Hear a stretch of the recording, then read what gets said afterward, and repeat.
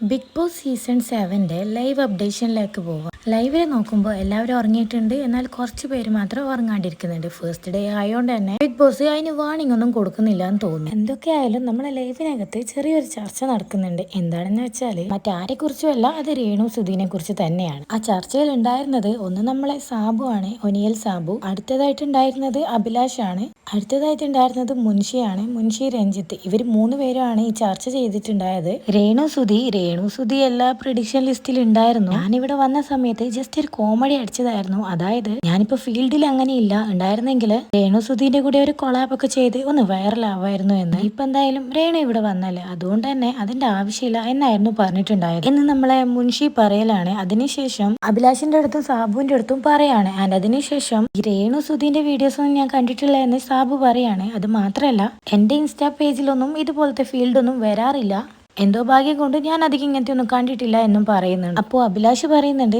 ഒരു സമയത്ത് നമ്മൾ ആഗ്രഹിക്കാതെ ഇതുപോലത്തെ ഓരോ ആൾക്കാർ നമ്മളെ ഫീൽഡിലേക്ക് വരും, പിന്നെ അത് പോവാൻ വളരെ ബുദ്ധിമുട്ടാണ് എന്നും പറയുന്നുണ്ട്. എന്ന് വെച്ചാൽ ഈ രേണു സുധി അത്രക്കും കണ്ടന്റ് ആയിരുന്നു കൊടുത്തിട്ടുണ്ടായിരുന്നത്, അത്രക്കും വൈറലായിരുന്നു ആള് എന്നൊക്കെ ഇവർ പറയുന്നുണ്ട്. ഇവർ പറയുമ്പോൾ തന്നെ നമുക്ക് മനസ്സിലാക്കാം, അതായത് ഇവർക്ക് ഒരു എതിരാളി തന്നെയാണ് ഈ രേണു സുധി എന്ന് പറയുന്നത്. കാരണം ആള് പുറത്ത് വളരെ നല്ല രീതിയിൽ പ്രകമ്പനം കൊണ്ടിച്ചു എന്ന് തന്നെ പറയാം. ഒരുപാട് കാലമായിട്ട് നമ്മളുടെ എല്ലാവരുടെ ഫീൽഡിലും ഇദ്ദേഹം ഉണ്ടായിരുന്നു. കൂടുതൽ അപ്ഡേഷനായിട്ട് ഈ ചാനൽ ഒന്ന് സബ്സ്ക്രൈബ് ചെയ്യാൻ മറക്കും.